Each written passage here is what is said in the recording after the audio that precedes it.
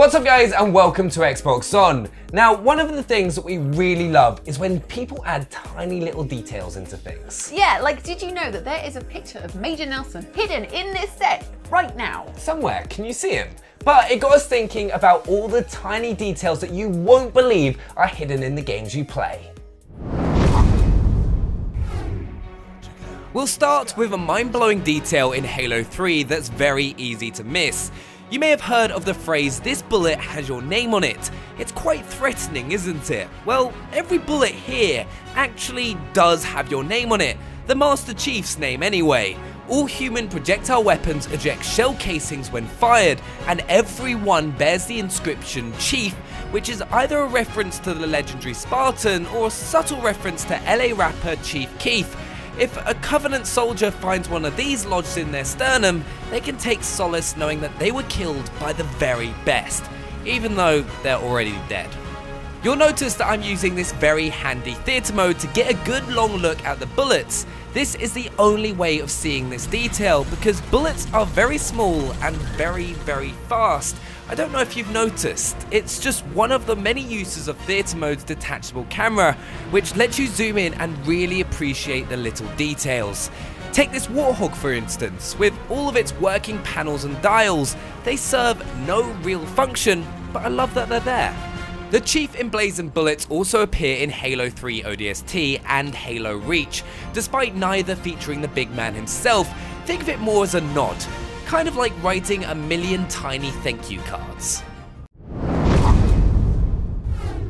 Ah, The Darkness. Easily one of the best tentacle monster games of all time.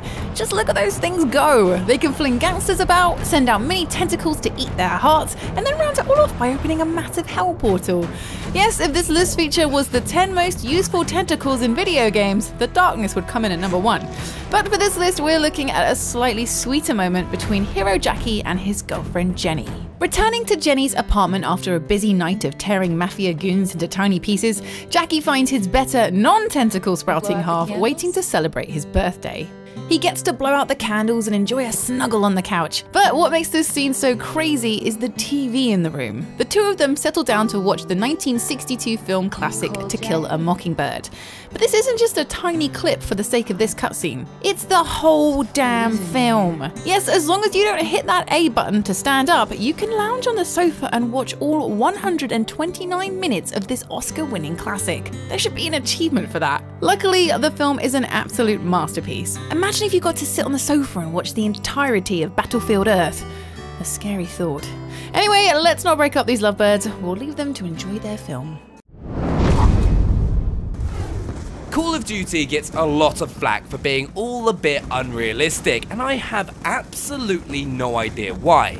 Okay, fine, so it's all a bit improbable. Even just doing this level of running would have the average person doubled over after 30 seconds. And there's no way everyone wouldn't hate your guts if you kept shouting at them like this. Very bossy. There's one detail though that's absolutely incredible developer Treyarch even bothered including.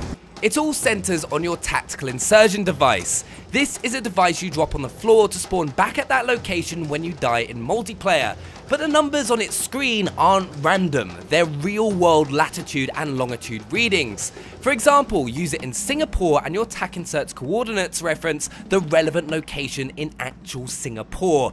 Another level is set in the Hollywood Hills and the coordinates there will change to mirror those of real life Hollywood. You can verify that by inserting the coordinates into Google Earth. It goes to show you that the COD developers really do consider everything, and in a series packed with detail, the TAC insert is one of the game's most realistic aspects, apart from the fact the whole premise of it is letting you choose how you want to come back from the dead. Yeah. Metal Gear Solid 5 is so full of genius details that it's hard to pin down a single one. This is a game in which horse droppings left on roads cause cars to skid and crash, and if you drop a smoke grenade and order in a helicopter, it will waft away the smog with its rotor blades. A game in which you can use a cardboard box as a disguise, and if you use it in the rain, it falls apart.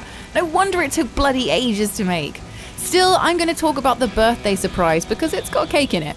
Now, the birthday surprise is a little built-in feature that throws you a birthday bash, and not just randomly, but when it's your birthday in real life. To make it work, all you have to do is put your date of birth in at the beginning of the game. Saying that, you can just cheese it and put in any old date. Like, say, today's date. And check it out, when you next land at Mother Base, there are fireworks, and your buddies have gone and gotten you a lovely diamond dog's cake, and a cigar, and everyone is happy. Repay the favour in the only way you know how, by using some close quarters combat on the next poor lackey who meets your eye. They'll know it came from the heart. In MGS5, it can be your birthday every day, providing you're willing to break the rules a little. Here's another insane little touch that didn't need to be there, but I'm glad that it is. In The Witcher 3, your beard actually gets longer if you don't shave it.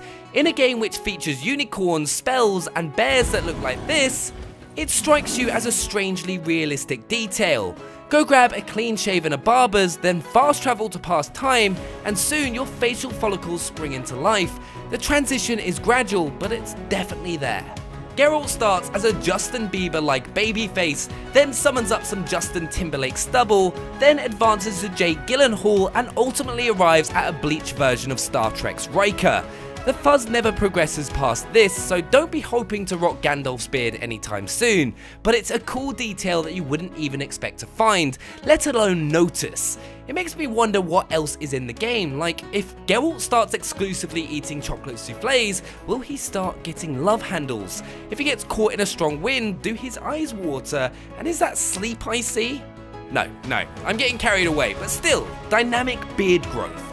Awesome. Too Dark is a top-down stealthy adventure set in 1976. And in 1976, everyone smoked. Athletes smoked, doctors smoked, even cute woodland creatures smoked. In fact, they were known as some of the smokiest and would regularly cause forest fires. Because of this, your character in the game smokes too. Peer pressure and all that. He actually smokes to save the game. Light up a lucky strike and your progress is saved. The developer put the feature in the game because many people at the studios are real-life practitioners of what I call the old puffety puff puff. Of course, smoking is not big or clever and it will end your existence in real life rather than save it. In an acknowledgement of this, Too Dark includes a mad little feature. If you save regularly, you start developing a hacking cough. It gets louder and more severe the more you smoke. The downside in the game is that when you cough, you give away your position to enemies. That's the primary reason I don't smoke in real life. I don't want my enemies knowing my position. And to top it off, Too Dark contains an achievement for completing a level without smoking once. And that's responsible gaming, kids. Now, this one you'll have to take my word for because it's very easy to miss. In FIFA 18, the stadiums are so accurate that the position of the sun in each region is consistent with real life. And I'm not talking Tottenham's Son Heung-min either, I'm talking the actual sun with the heat and the brightness and the celestial majesty. Not that Son Heung-min doesn't have all of that, even though he plays for Tottenham. And if you go to, say, Liverpool's Anfield or Chelsea's Stamford Bridge, the sun will be rising up like so, just as it does on match day, and I assume every other day too. The conditions are unmistakably English, whereas if you visit the stadium of a team closer to the equator, and any of FIFA 18's South American grounds will do, the sun will be here. This is not only good for accuracy's sake and pleasing that crucial stargazer demographic, but it also results in different lighting across different regions. The warm orange glow of evening sunlight in South America is completely different to the harsh, cold atmosphere of a Brexit-bound England. That's pretty special. EA essentially moved heaven and earth in the pursuit of authenticity. In Final Fantasy 15, you should never ever run out of gas. It's just not a good idea. Why? Because if the fuel in your car runs dry, you actually have to get out and push it. That'll put a slight dampener on your road trip. Might as well just ask your dad to come and pick you up. The game really does pull zero punches. There are no action-packed cutscenes of your car dying, and you don't get the ability to skip ahead in time. You and your 3 mates literally just have to all hop out and physically heave the stubborn motor all the way to the next gas station. And the gas station could be ages away. Cars will pass and day can turn to night in the time it takes you to reach it. No one ever said saving the world and averting the apocalypse would take this much effort. Yes, you can pay to get it towed, but when you're saving precious gil for Ignis's shopping list, every penny counts. It plays like a deleted scene, the sort of thing a movie would cut out. But games can be as long as they want, and they can make you do anything they want, like push a car up a hill. Guess it teaches you a valuable lesson though. Next time you're out driving, always check there's enough juice. Oh, and never wear an all-black ensemble in the desert. It can get quite hot. One of the things that we love about the Dishonored games is how they react to your actions. This scales from a line of dialogue about what you've been doing all the way up to a full fat rat invasion if you spend your time being too naughty. But for insane attention to detail, nothing beats the painting of High Overseer Thaddeus Campbell. Here it is in his hidden secret vault. Pay close attention to the decanter sitting on the table.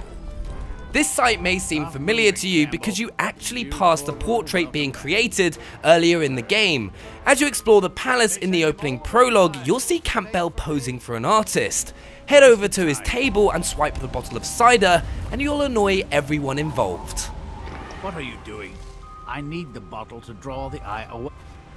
Corvo, please. I can't see him. Gentlemen, I cannot paint without your cooperation. It's understandable because cider is delicious. More importantly, it alters the timeline. When you reach Campbell's secret stash in the second mission, you'll find the painting is missing the decanter. It's the tiniest touch, easily missed by most who see it, but it shows the crazy level of thought and detail that goes into Dishonored. We end with a second trip into the mad mind of Hideo Kojima. Yes, years before he was baking us a birthday cake on an oil rig, he was cramming Metal Gear Solid 2 with hundreds of tiny touches.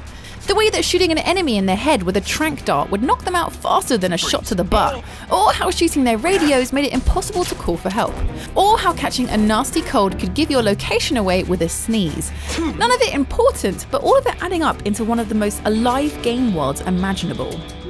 And features come none more needless than the bucket of ice found on the game's opening tanker. Shooting the bucket in this bar sends the ice cubes flying, all with realistic physics of course. But that's not the crazy part. Once they've spilled, the ice begins to melt in real time. It's kind of hypnotic just watching them grow ever smaller cube by cube. I know, let's see how Jackie and Jenny are getting on with How to Kill a Mockingbird. Yep, still watching it. Let's just get back to the ice cubes. And voila! Look how tiny they are! It's just like the real thing. That means someone at Kojima Productions had to program and animate an ice melting animation just for these cubes found in one room of the game. You won't find ice cubes anywhere else. This is your one chance to enjoy these ice cube physics, so enjoy them before they're gone. This has to be the most insane detail in video game history, right? So there we have it, lots of tiny details hidden away in the games that you play. Do make sure to let us know which your favourite was, and also if we've missed any out. And if you're new to the channel, hit that subscribe button so you don't miss out on any future videos. Also, did you find Major Nelson? That's the biggest question. Let us know, and if you did, hit that like button, and we will see you next time. Bye. Bye.